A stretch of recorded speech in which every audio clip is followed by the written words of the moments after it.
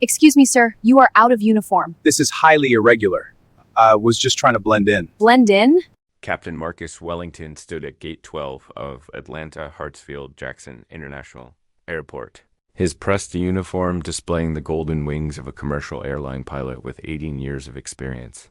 His dark skin gleamed under the fluorescent lights as he adjusted his captain's hat, preparing to board Flight 447 to San Francisco. But today would be different. Today, his credentials wouldn't matter. Today, he would face something that no amount of training could prepare him for. As he approached the gate agent with his ID badge displayed, his heart raced with an unfamiliar anxiety. Subscribe to EchoStory for more real-life drama that will shake your perspective. Like this video if you believe dignity transcends rank and uniform. Marcus took a deep breath, unaware that his entire evening was about to transform into a moment that would test everything he believed about respect, authority, and the color of his skin in modern America. The first-class cabin was nearly full when Marcus walked down the aisle, his captain's uniform commanding respect from fellow passengers. His gold stripes caught the light, and his posture reflected decades of excellence in his profession. He had flown presidents, celebrities, and dignitaries across the globe. His safety record was immaculate. His passenger satisfaction ratings were among the highest in the company. Yet as he moved toward his assigned seat in first class of perk, he had earned through his position, he noticed something shift in the cabin's energy. A flight attendant named Patricia, with sharp features and eyes that seemed to narrow as he approached, began watching his every movement. She whispered something to a colleague, her lips curling slightly. Marcus felt the familiar sting of being studied, analyzed, judged not by his achievements, but by the pigmentation of his skin.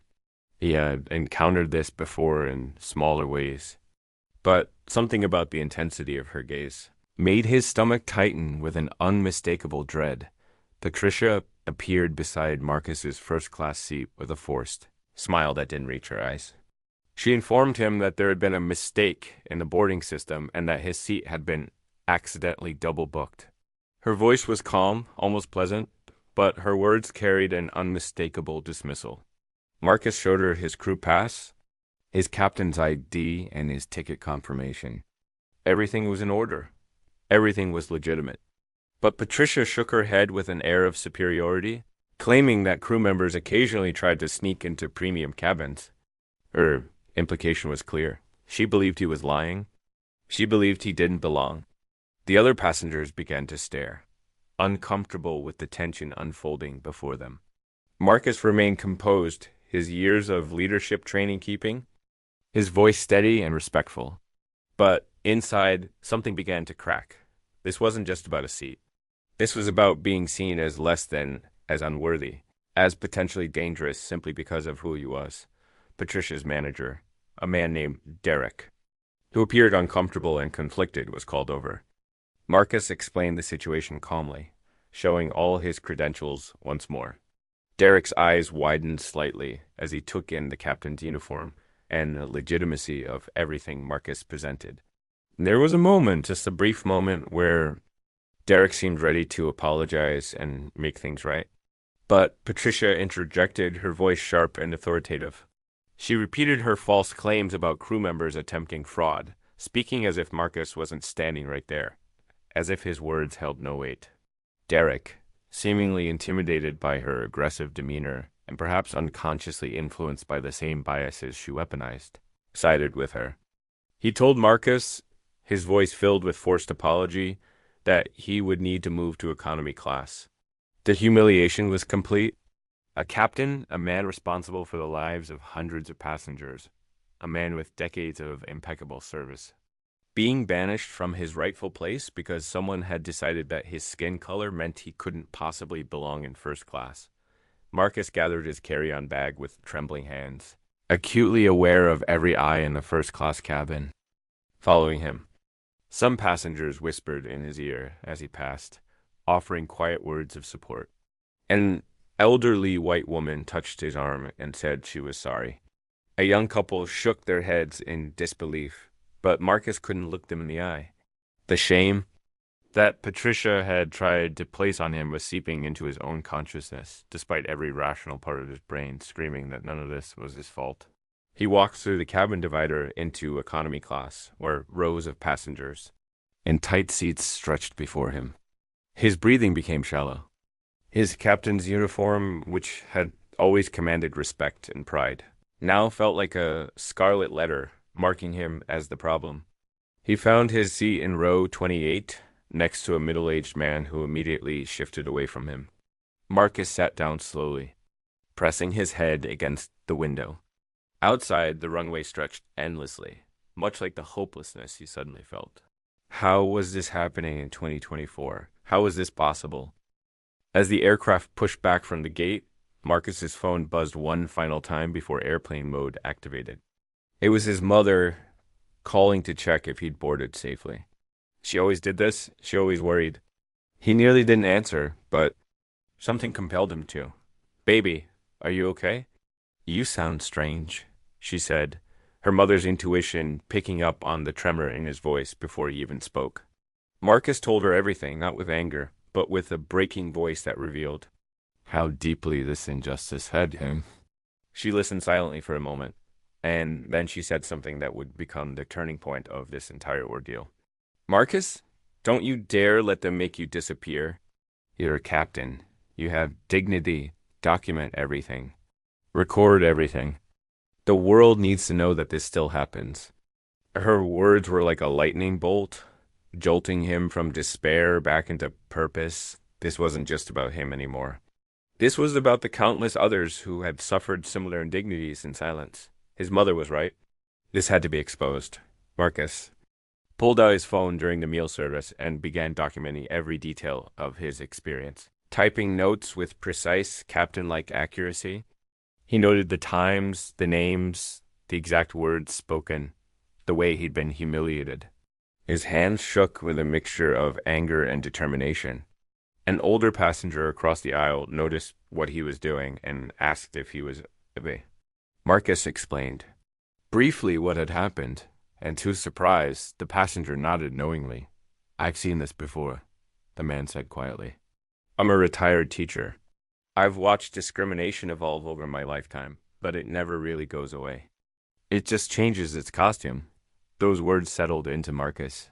This was part of a larger pattern, a systemic injustice that had to be challenged at every opportunity. The flight seemed to stretch on forever, but Marcus remained focused. He would not spend these hours in silent suffering. He would spend them preparing to fight back with evidence, with testimony, with the power of truth. By the time the aircraft touched down in San Francisco 5 hours later, Marcus had made peace with his plan. What Marcus didn't anticipate was how quickly his story would resonate. He posted a carefully detailed account on his Instagram and Twitter, including screenshots of his captain's credentials and a written timeline of events. He didn't post angry rants. Instead, he presented facts. Just facts. Within hours, the post went viral. News outlets picked it up. Aviation industry experts began responding. Other black pilots and flight attendants shared their own experiences of discrimination in the aviation industry. Hashtags trended. His story reached 2 million views within 24 hours. Comments flooded in from around the world, some supportive, some dismissive, but most importantly, people were listening. EchoStory was following the development, preparing to tell his story to millions more who needed to understand that this wasn't just about one bad flight attendant. This was about systemic racism playing out in real time in one of America's most visible industries.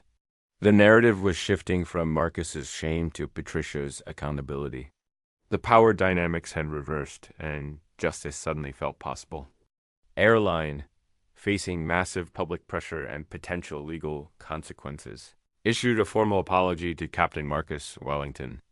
They acknowledged that his treatment was unacceptable and violated their company values. Patricia was immediately placed on administrative leave pending a full investigation. The airline CEO released a statement condemning racism in any form and committing to new diversity and inclusion training for all staff. Derek, the manager, was also placed on administrative leave and would be required to complete sensitivity training before returning to work. But Marcus wasn't satisfied with just an apology. Apologies are easy when the world is watching. He demanded tangible action, specific policies preventing discrimination, consequences for those who perpetuate it, and a platform to help other victims of similar treatment come forward.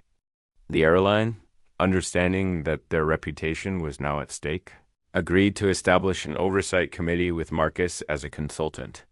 His voice, which Patricia had tried to silence, had suddenly become one of the most listened to voices in the entire aviation industry. But victory felt hollow without justice for Patricia's other victims, the ones whose stories had never gone viral as the internal investigation progressed. Other crew members came forward with accounts of Patricia's discriminatory behavior spanning years. A black flight attendant named Deshawn shared how Patricia had accused him of stealing from the galley without evidence. A Latina passenger attendant described being passed over for promotions while Patricia bragged about her connections. In management, an Asian pilot reported being told that he didn't look like the captain type. Pattern after pattern emerged, each testimony more damning than the last. Patricia had built a career on subtle racism, weaponizing her position of authority against anyone she perceived as other. Security footage was reviewed, and in several clips, Patricia could be seen treating black and brown passengers and crew with visible contempt, while being gracious and warm with white passengers. The evidence was overwhelming. This wasn't a mistake. This wasn't a misunderstanding. This was calculated, systemic discrimination. The airline CEO held a press conference where she stated that Patricia would be immediately terminated for cause.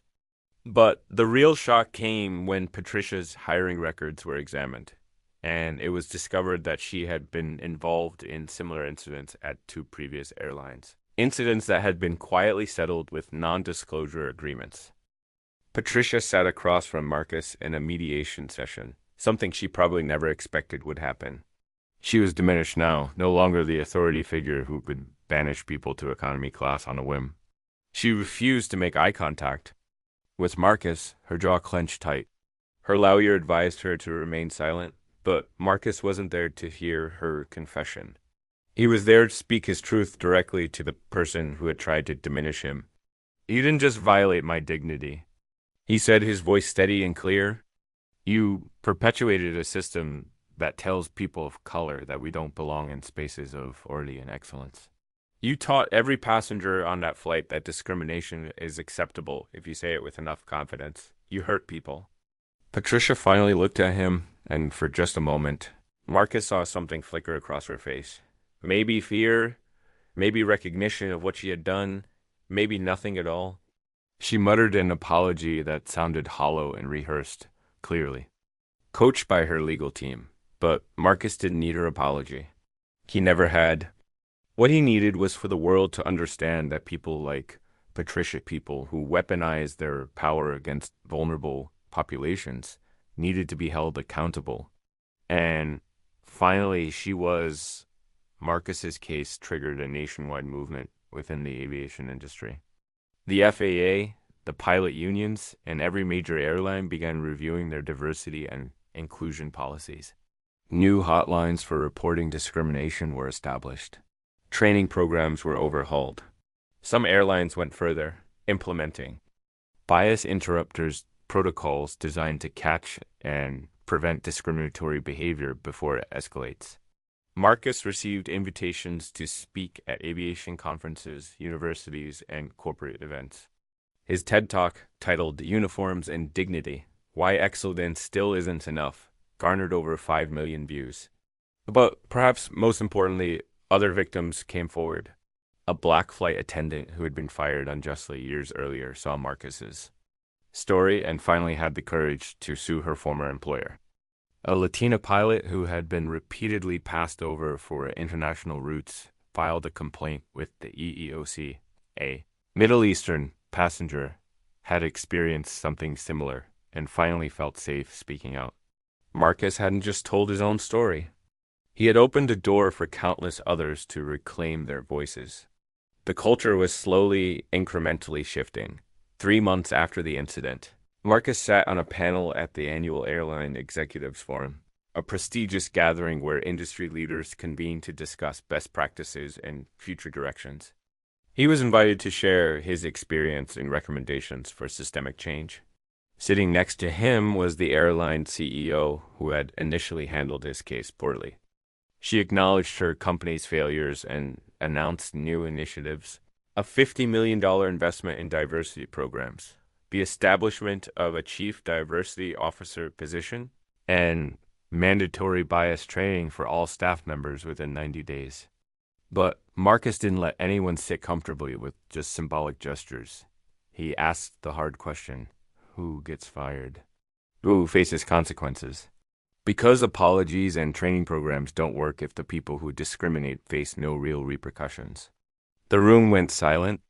The CEO, to her credit, answered honestly. Patricia would never work in commercial aviation again.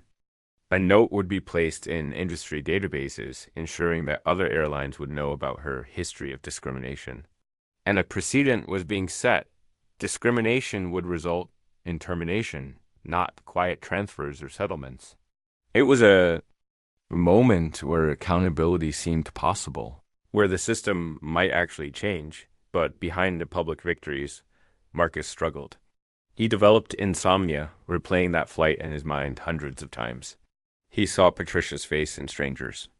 On the street, every flight he piloted afterward required him to steel himself against anxiety. His therapist helped him process the trauma of being publicly humiliated, of having his competence questioned, of having his blackness used as a weapon against him. His relationship suffered. His fiancée tried to be supportive, but even she couldn't fully comprehend the depth of the wound. One night, lying awake at 3 a.m, Marcus questioned whether fighting back had been worth it. Yes, he had exposed Patricia. Yes, systemic changes were happening. But at what cost? His peace had been shattered. His privacy had been invaded. His face was now known to millions, and not everyone who recognized him was sympathetic. Some people wrote hateful comments claiming he was playing the race card, that he was being too sensitive, that he should just move on. The public victory couldn't erase the private pain. It was a reminder that justice, when it finally comes, often comes at a personal cost. 6 months after the incident, Marcus received a letter in the mail. His hands trembled as he opened it. It was from Patricia. Not from her lawyer, not a mediated statement, but a personal letter in her own handwriting. She wrote about the shame she felt, about the realization that she had built her entire career on hurting people.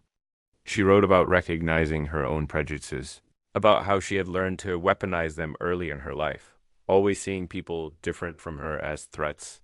She wrote about therapy, about genuinely trying to change, about understanding, that no amount of apology could undo the damage she had caused. But what struck Marcus most was her final paragraph. I know this letter means nothing to you, and you owe me nothing. But I needed you to know that your refusal to disappear, your decision to fight back, forced me to see myself. I don't expect forgiveness. I don't expect anything. But I wanted you to know that your courage changed at least one person. Marcus read the letter 5 times. He still didn't forgive her. But something shifted. He realized that accountability, without the possibility of redemption, was just vengeance. Patricia would never fly again. She would carry the weight of her actions forever. And she was genuinely trying to be better. That was something. That was hope. A renowned filmmaker reached out to Marcus about creating a documentary on his experience and its broader implications for the aviation industry and American society at large. Marcus was hesitant. He was tired of reliving the moment. But he realized that this was an opportunity to tell a more complete story. One that didn't just expose Patricia, but examined the systems that had allowed her to thrive for so long. The documentary, titled First Class Dignity, premiered at Sundance Film Festival to critical acclaim.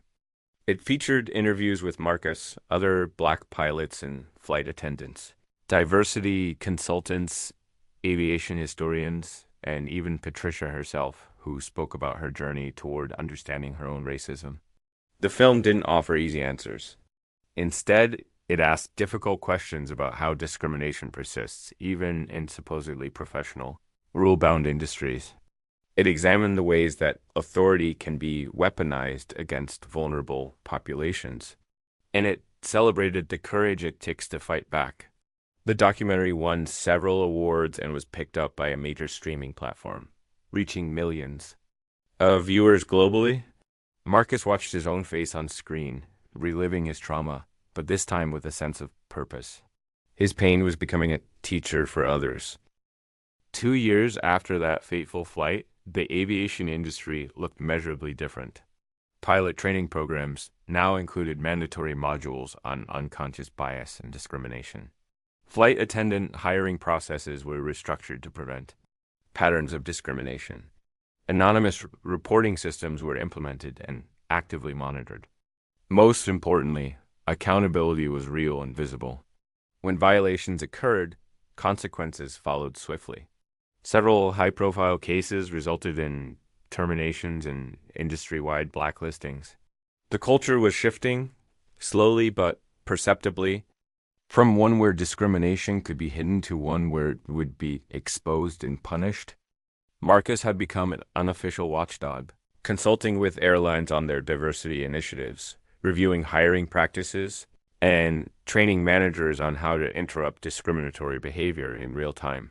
His expertise, born from his trauma, was now invaluable. And while the industry was far from perfect, it was moving in the right direction. Progress wasn't measured in grand gestures, but in incremental changes in how people treated each other, in the unconscious biases they examined, in the discrimination they refused to tolerate. A year after his viral moment, Marcus organized a gathering of people who had reached out to him during the darkest days of his struggle. There was the elderly white woman from the first-class cabin who had touched his arm and whispered encouragement. There was Deshaun, the black flight attendant who had shared his story of Patricia's discrimination. There was a young black girl, barely 16 years old, who had watched his TT talk and decided to pursue a pilot's license. There was the retired teacher who had told him about the evolution of discrimination. They sat together at a dinner table, sharing stories, laughing, crying. Marcus looked around at these people and realized that his fight had never been just his own. He had been fighting for all of them, and they had been fighting alongside him. "Thank you," he said simply, and the weight of those two words encompassed everything: the pain, the struggle, the victory, the ongoing work. They understood. They always had. 3 months later, Marcus boarded Flight 447 again, the same flight, the same route, but now with Patricia long gone and new protocols in place.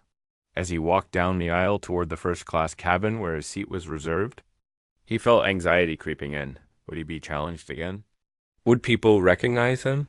But the new flight attendants greeted him with respect and professionalism. No one questioned his presence. No one examined his credentials with suspicion. He took his seat, and a young flight attendant, a black woman, brought him a welcome beverage. "I know who you are, Captain," she said quietly. "Thank you for what?"